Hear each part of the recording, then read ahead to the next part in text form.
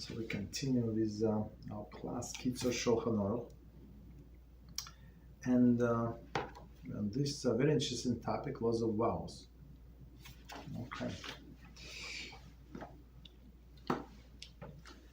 So it's a Siman 67 and Seif number 7, and it says, according to the, although in general a vow must be verbalized to take effect, see previous Seif, as we said the last time, nevertheless some vows take effect by the virtue of person having acted in a certain manner, as will be detained in this Seif. So I think it's like Hazakah or something, right? So, but we'll see.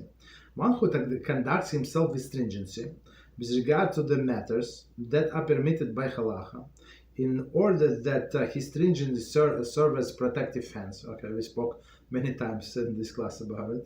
Or enclosure, or a form of abstinence, such as fasting during the days of slichas, or, one second, it's very long. Or refraining from eating meat and drinking wine from the 17th of Tammuz and onwards. Very interesting. It's very, very, very, very applicable to us, right? It's going to be Rosh Chodesh Tammuz. It's going to be this Shabbos. Okay. Or any similar stringency. May his action affect the vow in either of the following two ways. Okay, so meaning he did not say out loud anything, just actions. Number one, even if he conducted himself in the way only one time, but he intended to continue his practice forever, and we're going to explain, as you see, it's very interesting. So if somebody decided to change, actually it's related to, if don't watch this video, whatever the person said, I'm going to explain. I'm going to say the sources of this video. So all of these original people, they have this idea from somewhere else. Okay, so I'm going to tell you the original where it came from. It's from 300 years ago, actually. Okay, less, 250 years ago. Or number two, if he conducted himself in the way of the 3 times, so he's a Hazakah, right? Even if he did not intend to conduct himself in this way forever, in both of these cases, if he did not stipulate that this action should not constitute a vow, right? Then if he wishes to discontinue his practice, because he's not healthy, and is unable to continue this stringency, his action constitutes a vow and require annulment. So, I mean, it's amazing halacha. We're going to explain a lot of things to add and examples, of course. You'll see some. It's very, very possible. All of us have problems with that. All of us. Next one, the annulment can be made by finding opening, right? Opening is like Pesach, right? Based on a regret. So opening in double quotes, right? We're going to explain. That is that the one who had made the vow regrets conducting himself in this manner, and his behavior constitute a vow. Therefore, one who wishes to conduct himself with the stringencies as a protective fence, double quotes, or in a form of abstinence, should state that outset that by following this conduct, he is not accepted upon himself as a vow. He should also say that he intends to conduct himself in this way only this one time, or those times that he wishes to do so. So I actually, when I was explaining, somebody asked this question, so I was suggesting the second way. We're going to explain. I mean, for me, it makes sense. Every time say that it's blineder, no, like I'm going to do that, but whenever I want, I'm going to stop. Okay, we're going to explain. But not forever. By doing so, he has avoided any possibility of establishing a vow, and he is not bound by the future bound in the future by his present actions. Okay, so let's stop here. We're going to begin it and we're going to explain.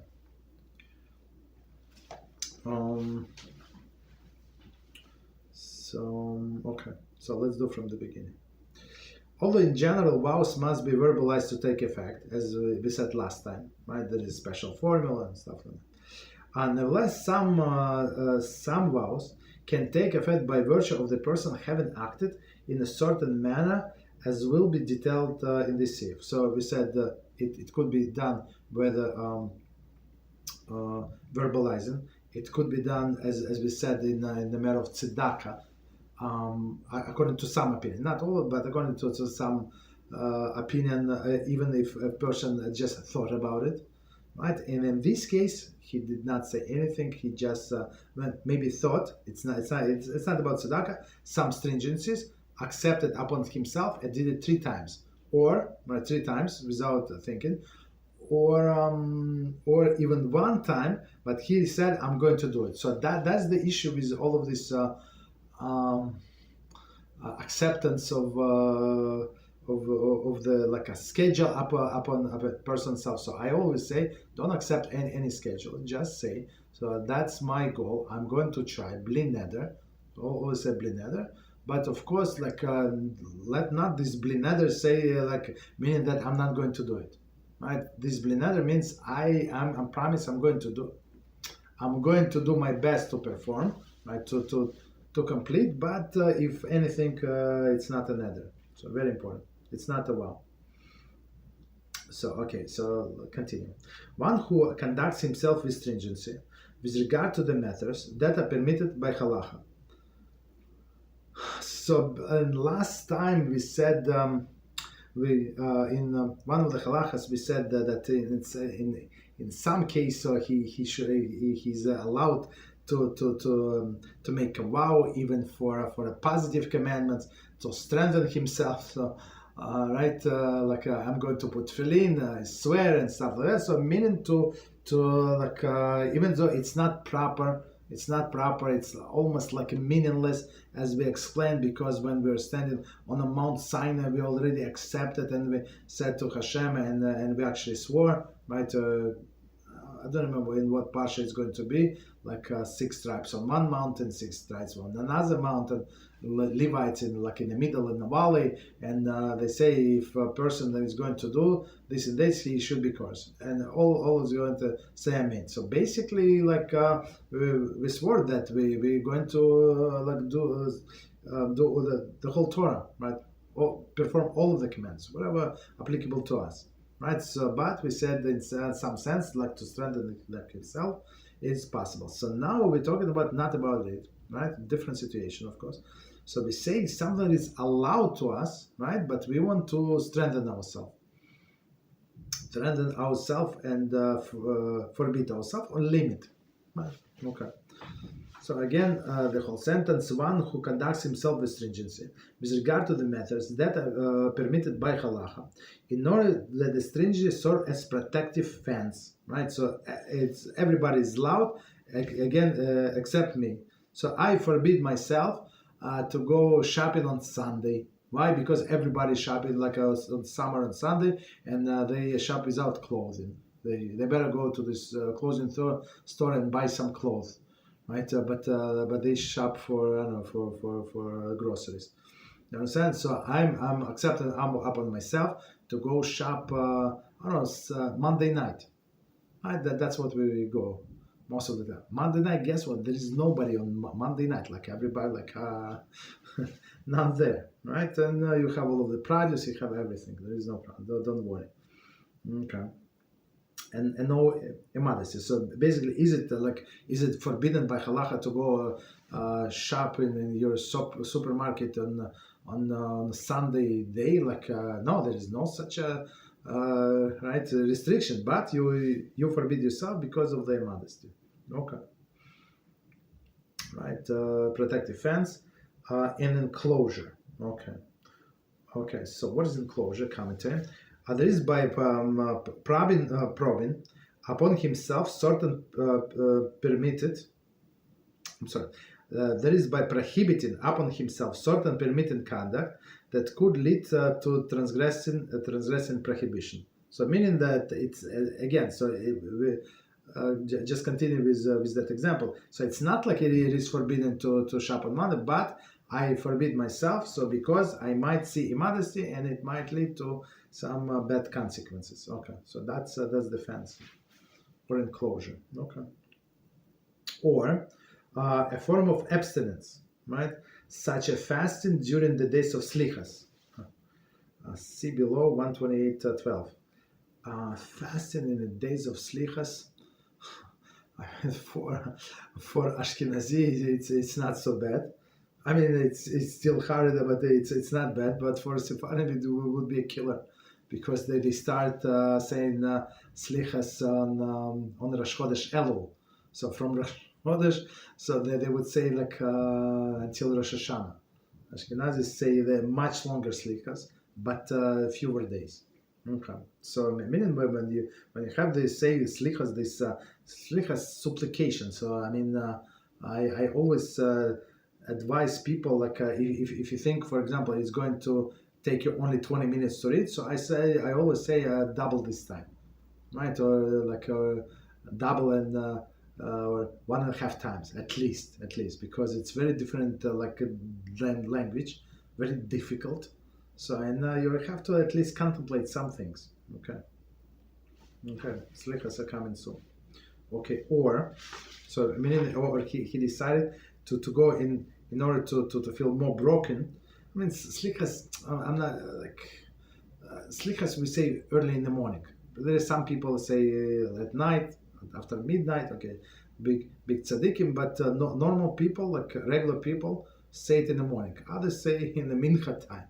So of course it's okay. After the fact, it's still day, but it's not proper, right? So meaning, so it's not like, so he when we say slichas, of course we don't eat, right? So it means that the person is going to fast the whole day.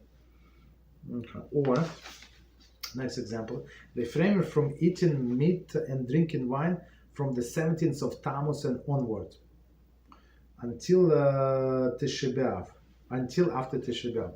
So the Tammuz is coming, right? As we said, this Shabbos is going to the Tammuz. On 17th of Tammuz we have a fast, when the walls of Yerushalayim were breached and some other things that happened on that day. And some people accept upon themselves not to eat meat and not to drink wine, but only on Shabbos. I mean, is like drinking wine. I mean, it's easy. Like usually people, like regular people, don't drink wine during the week. With meat or chicken, it could be harder. But most of the people only do 9 days. Only 9 days from Rosh Chodesh Av until after Tisha B'Av. So it's not 9 days, 10 days. I mean, it's like 10 days, and plus on Shabbos you can eat, right? On Shabbos you can eat. So like it's not such a big deal. But some people, they make such a big deal. Like, what are we going to eat? Like there is a fish, there is vegetables. Like you never. You see, we are so spoiled in this generation. So people, like, if they don't eat meat or chicken, it's like, what are we going to eat? We're starving. So I think it's sick. I mean, in my mind, like, you have to eat meat every day. Chicken? I don't eat meat every day. No chicken. Okay. Of course, if you need for health reasons, different. But okay. But so some people say, as we said. From the 17th of Tammuz, from the 17th of Tammuz, just to remind us, start these 3 weeks, right? 3 weeks of mourning, right? Okay. Continues, okay. Right. Or similar stringency, right? Again, it's not halacha. So when we say that's why it's here. So if it would be like custom of the whole nation of Israel, like from for Ashkenazim, it's the whole 9 days, not 10 days. But for Sephardim, it's only the day from the week that Tisha B'Av falls on. So it's only a few days, and this in this sense, Ashkenazim tradition much stricter. So so we don't shave, don't take haircuts, starting from this 17th of Tammuz, and still don't do other things, right? And from Rosh Chodesh we don't do laundry, right? Some people, so we don't wear like fresh clothing and stuff like that. Okay, and some other things. But Sepharim, it's like only last week. Okay, no problem. So continue. So but it's not our topic. But since it is, he mentioned, so I just want to add something. Okay, so.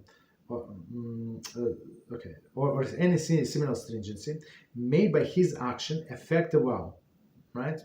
So meaning that he did not say anything, right? But his action, right? It's going to be like a vow, count as one of two ways. So number one way, even if conducted himself in this way only one time, but he intended to continue this practice forever. So and all these people who cannot commit to anything, right? So if they say I'm going to do it, and you know how many people were started and did exactly one time or two times and quit completely. It's not like they say I'm going to do 100 units and he did 98. No, he or 75 or 13 and a half. No, he said 100. He did exactly zero. Right, so, but if person intended to do it forever, right, because he or she said that's amazing practice, it's going to be good for me, so it's considered to be a vow. Right, second one. If he conducted himself in this way 3 times, right, even if he did not intend conduct himself this way forever. So if you did something 3 times, if you gave somebody tzedakah, for example, 3 times, so guess what? If you did not say bli neder, if you did not explain even to this person that bli neder, I'm in such a situation right now, I have extra money, I have a job, this and that, but I don't know what is going to happen. So make a million excuses, and you can give support this person for 10 years with your million excuses, right? But if you did it 3 times without stipulating anything in your head, right, and saying out loud, right? So this is going to be chazaka, meaning you have to. It's like a vow, and you must continue it. Okay. Right, forever. In both of these cases, if he did not stipulate that the action should not constitute a vow, so how to say it, bli neder. So let it not be a promise, right? Then, if he wishes to discontinue this practice because he is not healthy, right? So he's not healthy, he cannot fast. Okay, he's not healthy, so he wants to eat meat and drink wine. Let's say, right? Or some other things. Okay. So meaning, or he said, you know what, I'm going to get up at 3 in the morning, right, and say Tehillim, or I'm going to learn. So we have somebody, right? So somebody asked me, very close to me. The person said, I want to get up at 3 in the morning and learn until Shacharis. So in that case, till Shacharis, it's like early Shacharis, maybe 2.5 hours. And I asked this person the schedule. I said, I don't think it's healthy for you, right, to do that. I mean, if you have a luxury that you come from this shacharis and you can have like 2 hours rest nap, I say, yeah, that's maybe that's not a problem. But if not, right, and you cannot go to bed like 9 p.m. or something like I said, it's not good, right? But guess what? The person did not listen. And guess what? His immune system went down because always tired, or always sleepy. But he said, the Rambam said, do not waste a minute at night to sleep. Okay, but unfortunately, the person got very, very sick. So in my mind, it's because of this weak immune system. Okay. So we have to see. So the meaning of why I gave this example. So it's not healthy. So yeah. Sounds very good. According to whom? To all Paskim is very good. All of our great sages, and that's how they conducted themselves. Moshe Feinstein Zatzal, He has a schedule. Like I think 8 p.m. he would 8:30 he would go to bed every day, like for many years. Why? Because he would get up at 1 a.m. or 1:30 a.m. and study until Shacharis, the whole night. Yeah, so that's what he would do. Okay. So all right. Then, if he wishes to discontinue this practice because it's not healthy and unable to continue that stringency, again, it's not halacha, it's stringency. His asher constitute a vow and require annulment, right? So now he has to go to court, right, of 3 people. It could be simple people, Torah observant Jews, and there is a formula in our Siddur. Nullification of the vows, and that's it. Or you can go to one Talmid Chacham, knowledgeable in this field, and you can do by him. Either or. Okay. But I guess it's my suggestion. So don't waste time of these busy people. They let them learn Torah. Have mercy on them. Go in front of 3 regular people, or consult with Rabbi if it's can annul it. And go in front of 3 people and do that there. So commentary. This halacha applies only to one who was aware that his conduct was within the letter of the law and was conducting him. So we say that so this commentary that he can annul his vow. Again, this halacha applies only to one who was aware that conduct was within the letter of the law and was conducting himself stringently. So meaning that he knew that he's not breaking any halacha, right? So if you're breaking something, you have to stop. Right, so he knew that it is not halacha, but he's doing just stringency. But whatever he's doing is allowed. Let's put it. I think that's what it means. However, one who conducted himself a certain way due to his mistaken understanding that it was halachically required that he do so, even if only to avoid situation of halachic doubt, he has not created a vow. See. Igras Moshe finds in Zatzal Yoreh Deya, volume 1, chapter 47. So Moshe Zatzal said that if person did not know that it is required by halacha, right, and thought it is actually required, so yeah, so it was right. So it's like it's not a vow, because it was he was doing it based on the false information. Okay, just one more time. Let me read one more time, just to make sure. However, one who conducted himself in a certain way due to the mistaken understanding that it was halachically required. Right, exactly. So he thought that it is required, but it's not.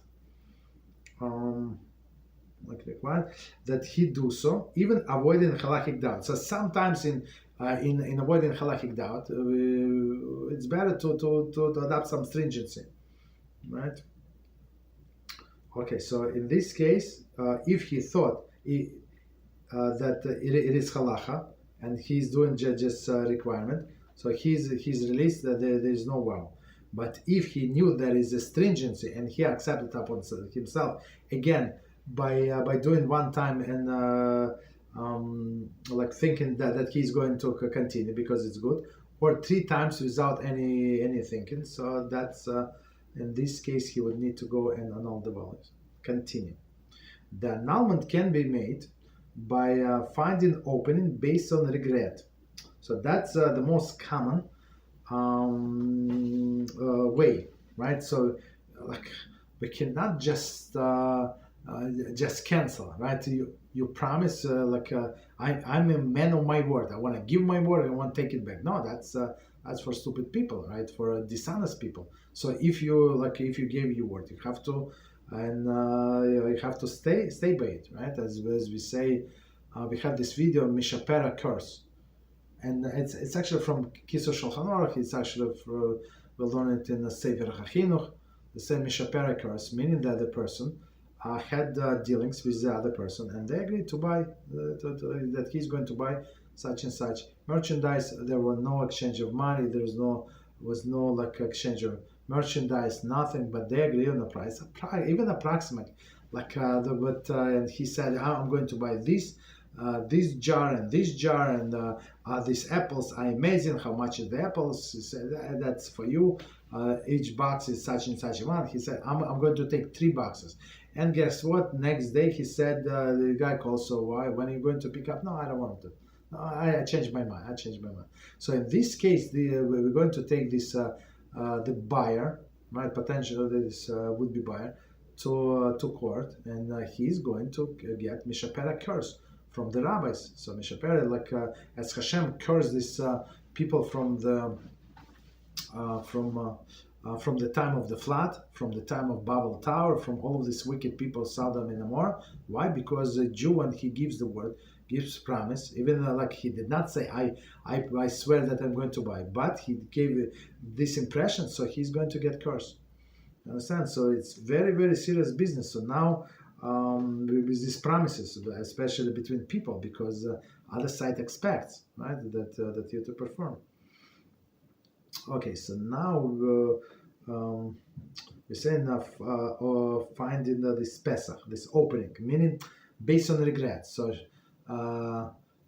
if I have known that it's going to be so difficult for me to get up 3 in the morning and then go straight to Shacharis, and then let's say after Shacharis go to work or do some other activities, and only allow myself, I don't know, half an hour nap during the day, I would never do it. So because, okay, so that's would be an example of opening. So commentaries say there are 2 factors that can be basis for annulment of a vow.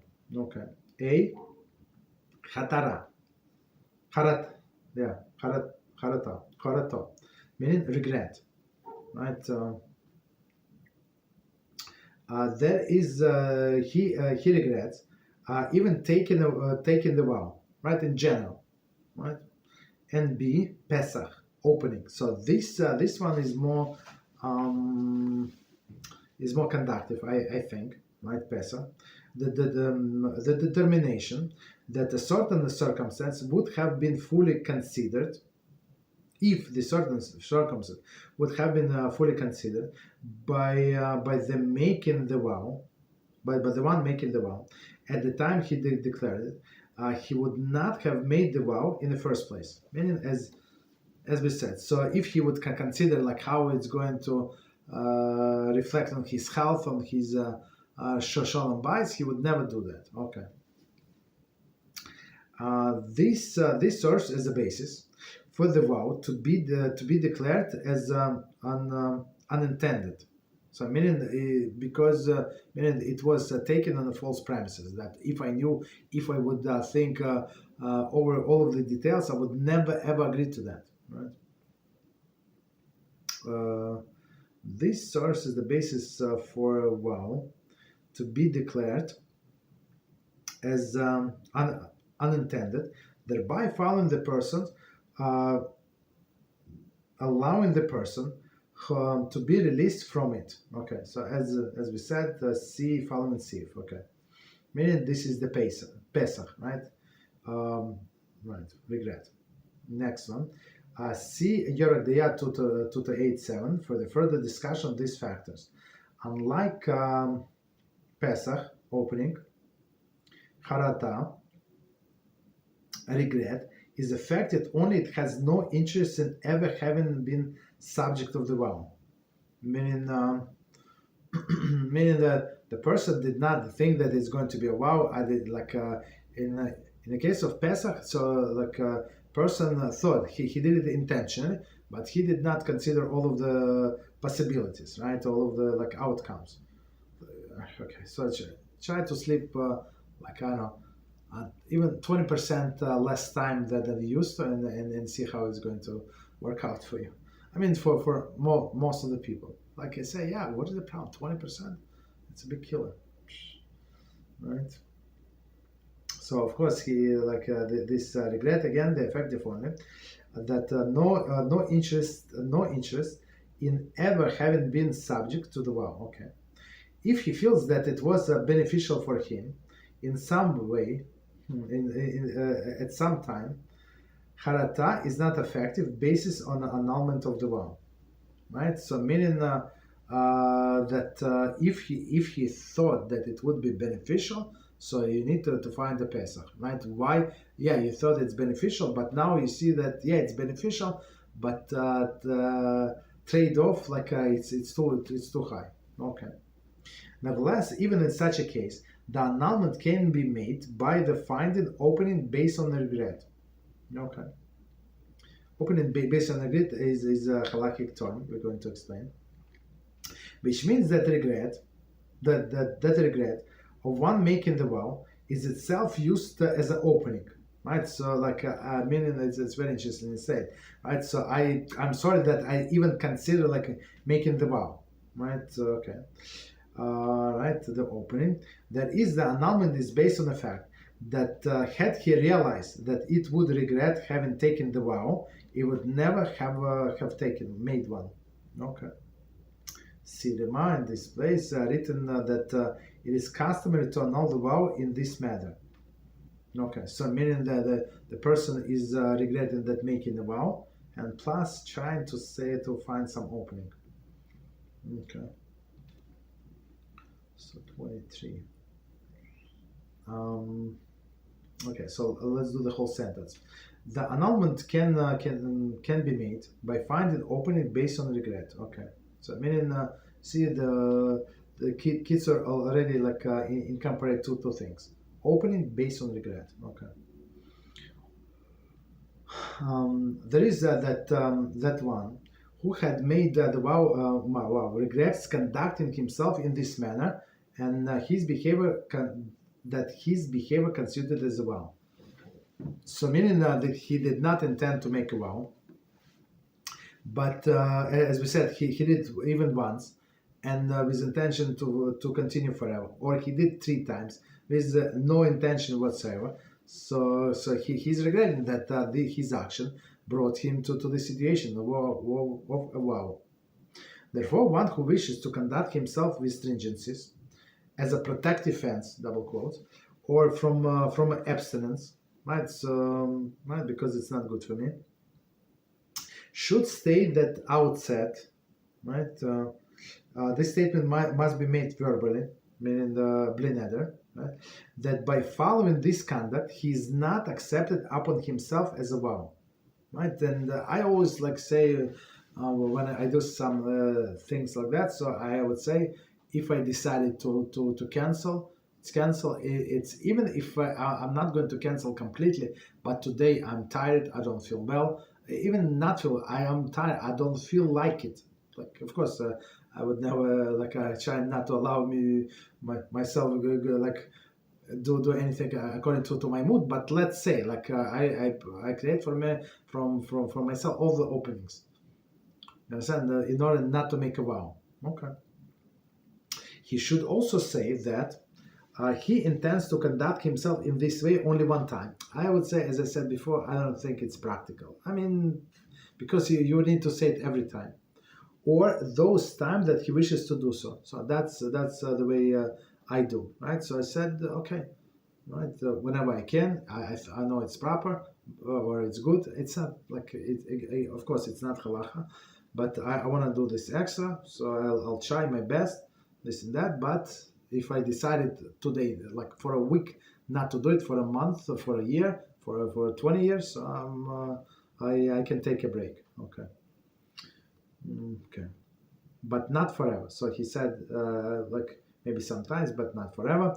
But doing so, he has avoided the possibility of establishing a vow, and he is not bound by the future, in the future, by his present actions.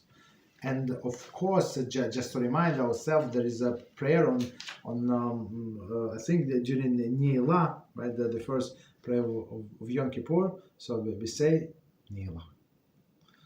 Nila is the last prayer. Okay, sorry. So in the first Kol nidre, kol nidre meaning all of the vows, right? So we say there. So and I'm telling that now, right? So that all of the vows that I'm going to make during the year, it should be. Don't take it seriously. So I'm making a vow right now. So don't take my vow seriously. They should not be a vow.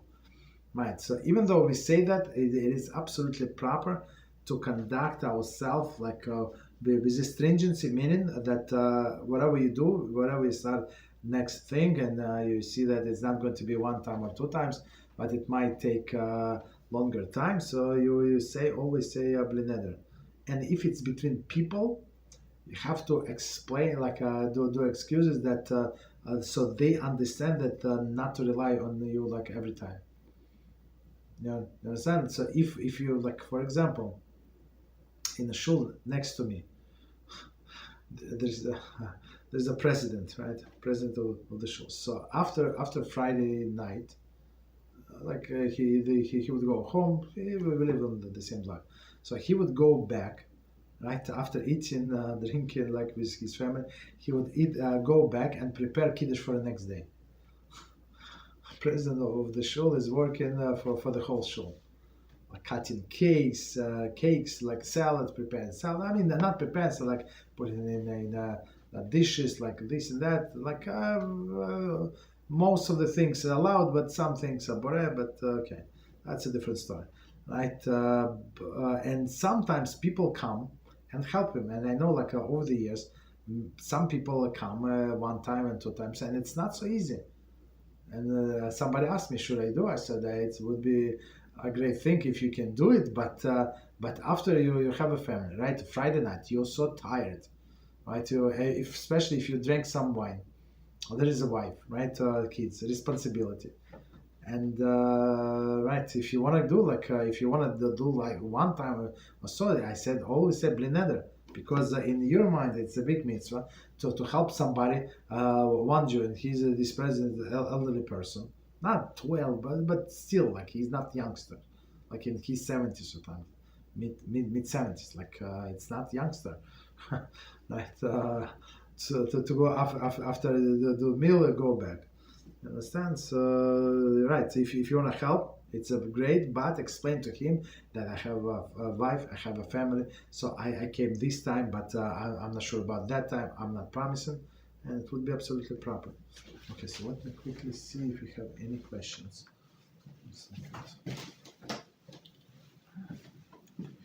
Okay, so one question we do have.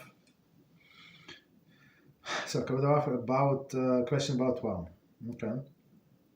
If we conduct this practice 3 times, but not in a sequence, does it still count as a vow? What if the actions are months apart, and we don't remember if we did it before? Yeah, that's not chazak. Chazak is in some increments of time, right? So meaning every Thursday. Right, every Thursday, or 3 days in a row, or like every 2 weeks, or every month, every 6 months, or something. But this is not. Okay. So meaning that I did it today, and then it was on next Wednesday, and then next time I did it 3 months from now. So it's not, or 2 weeks from now. Okay. So it's a very good question. We still have time. Let's do one more. It's much shorter, and it says so. It's number 8. How does one does one have vows and oaths annulled? He goes to 3 learned men, and one of them should be proficient in the laws of the vow, so that he will know which vows can be annulled, and which cannot be annulled. And he will also know how the vows are annulled, and they may annul it for him. If one dreamt that he took a vow, it is proper for him to attain annulment from 10 learned men. So okay, that's we're going to see. I got like in the past few weeks, I got maybe 3 or 4 or 5 messages about the dreams that people have. I don't know, like it's a lot. For me, it's a lot. Like something is going on in the world. So from the beginning, and we're going to explain how does one have the vow, this vow and oaths annulled. Okay, he goes to 3 learned men. So as we said, if he has a big like scholar in this area, right, you can go to one, but to 3 learned men. Okay, and one of them should be proficient in the laws of the vows. Okay, so I mean today we go like regular observant people. They like supposed to know there's some things. Of course, you try.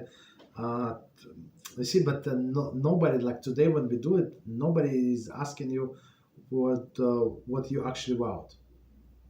You understand? So we just go by the text. One should perform. Okay. 1 second. And one of them should be proficient in the laws of the vows, so that he will know which vows can be annulled and which cannot be annulled. Okay, commentary. For example, Rema, Yorek Deya 2-8-21 rules that the vow is made on public consensus, right? Cannot be annulled. So meaning, right? So he said, I'm going to donate to shul. So I'm going to like build up a shul and build up three more floors to the shul. Okay, and everybody applauded to him, standing ovation, right? That's amazing. We can do a kindergarten, we can do this and that, like all of these beautiful things. And guess what? So he cannot just annul. He like if he made it in public and it was public consensus, right? So that's not so simple to annul it. Okay, so that's a very good example. And he will also know how vows are annulled, meaning this at least one of the 3. And it said there are many details to be considered before annulling a vow. Primarily, what constitutes appropriate opening that will allow the annulment of the vow. Okay. The entire process and associated laws are explained in Yorek Deya, paragraph 2-8. Right, so so I would say so if you have some simple things like you accept it upon yourself, there is not other people involved, nobody is going to get damaged from what if you're going to cancel. No going is right, nothing bad is going to happen in the world, right, to the community. So that's easy. So I would say go in front of these 3 people. But if you have like any doubts, I mean like more difficult circumstances, don't just go to other people and just pretend like that it's nothing. You read the text, they answer you back, and that's it. Right. Next one. If one dreamt that he took a vow, it is proper for him to attend annulment from 10 learned men. So it's not only 3 but 10. Let's see the commentary. According to some opinion, a vow in a dream is treated the same gravity as nidui. So a nidui is excommunication. Right? That's serious. So excommunication is like that nobody can do any business with that person. So that's how serious it is. Right? In a nidui, excommunication, right, in a dream, which requires 10 people to annul. Right, so in order to annul the excommunication, you need 10 people. I mean, 10 people, if they were not, if I remember the halacha correctly, that you need 10 people in the case of nidui, only if they were not involved in the nidui itself. So, or if a person pronounced nidui in a court against somebody else, so that person can go to the court and say that presents its case whatever was fixed, right? So meaning that all of the niduim are conditional. I think, if I remember correctly. So if a person fixes himself or start acting in certain ways, yes, so they must cancel nidui. So, but if it was announced in that court, you have to go to that court because the people of that town, they still think that the person is nidui, or he can get these 10 learned people. Okay. I think these 10 learned people, even in a case where that person who puts another person on nidui died, right? So he cannot forgive you, but yeah, you can get these 10 people. Right? Such a dream is seen as possible message from heaven, and 10 people must be present to effect the change change in the divine edict. Very interesting, right? So only minyan, same as we learned in Hilchas Teshuvah, if somebody wants to ask forgiveness, somebody who passed away, so you have to go to a grave for that person. Take a minyan with you, not only you, but 10 people, right? So continue. Rules that if one has a trouble gathering 10 people on a proper statue, right, or the proper statue, he may annul his vow before the standing panel of 3. Okay. So, I mean, go find 10, I mean, maybe, not maybe in yeshiva, a call, yeah, you can get 10 learning people, but otherwise it's not so simple to find. Okay, I think we can stop here.